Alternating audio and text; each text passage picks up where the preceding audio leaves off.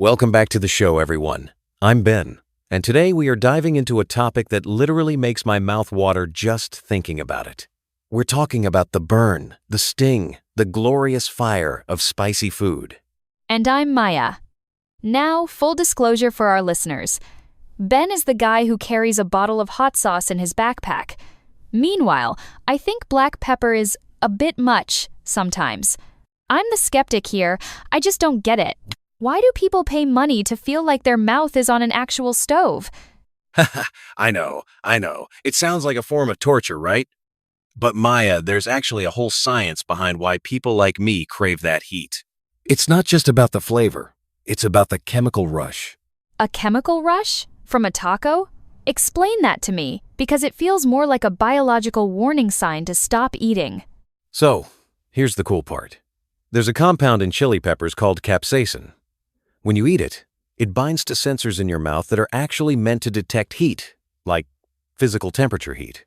Your brain gets a signal saying, "Hey, your mouth is on fire," even though nothing is actually burning. Right. So the brain thinks there's an emergency? Exactly. And because your brain thinks you're in pain, it tries to save you. It releases endorphins and dopamine. Those are the feel-good chemicals, the same ones you get from a runner's high or eating chocolate. So, once the initial sting fades, you actually feel this incredible sense of euphoria. That's why we keep going back for another bite. Wow, so you're basically a thrill seeker? It's like a roller coaster for your tongue. That's the perfect way to put it. It's a safe way to feel an adrenaline rush. And I think that's why we've seen such a massive explosion of spicy challenges on social media lately. I mean, have you seen those videos of people doing the one-chip challenge? Oh, I've seen them. It's usually someone turning bright red, crying, and questioning every life choice they've ever made. I mean, do you think that's actually good for the food industry? Or is it just a stunt? It's definitely a mix of both. I think social media has changed how we experience food. It's turned eating into a sport. 10 years ago, you just went to a Thai restaurant and asked for medium spice. Now people are looking for the Godzilla fire wings just to film themselves for TikTok.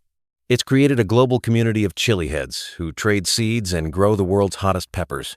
It's turned food into a shared experience, even if it's a painful one. I guess I can see that. It's about the I survived this factor.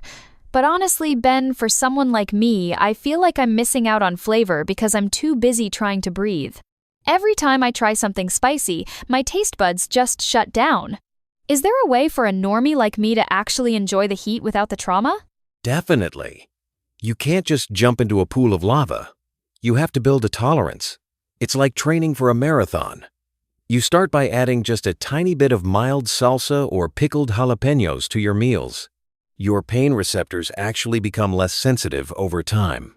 Scientists call it hedonic reversal, where you start to associate that sting with pleasure instead of danger. Hedonic reversal. That sounds like a fancy way of saying, I've broken my mouth. Haha, maybe.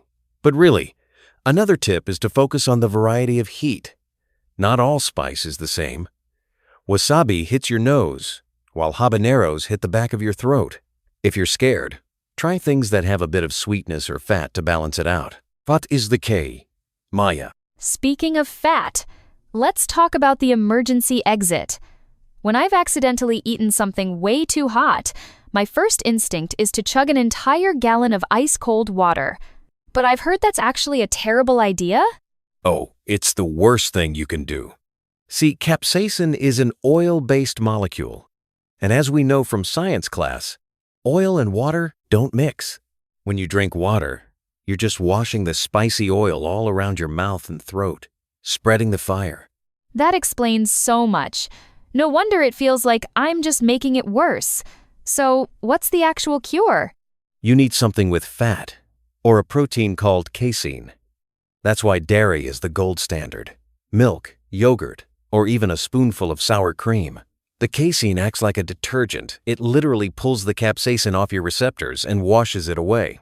What about those of us who are dairy-free? Are we just doomed to suffer? Not at all. A spoonful of sugar or honey can help absorb the oil, or even a piece of bread or rice. The texture of the starch helps physically scrub the tongue. It's all about breaking that chemical bond. Honestly, hearing the science behind it makes me a little less scared. I mean, if I know it's just my brain playing a trick on me with those endorphins, maybe I'll try that medium salsa next time we go out. That's the spirit. Just take it slow. Half the fun is the journey of discovering new flavors. There's a whole world of smoked peppers and fruity chilies out there that you're missing out on. All right. But if I cry in the restaurant, you're paying for the milk. Deal. Well, that's our time for today. Whether you're a spice pro or a total beginner, we hope you learned something new about why we love the burn. Thanks for listening, everyone. Stay cool.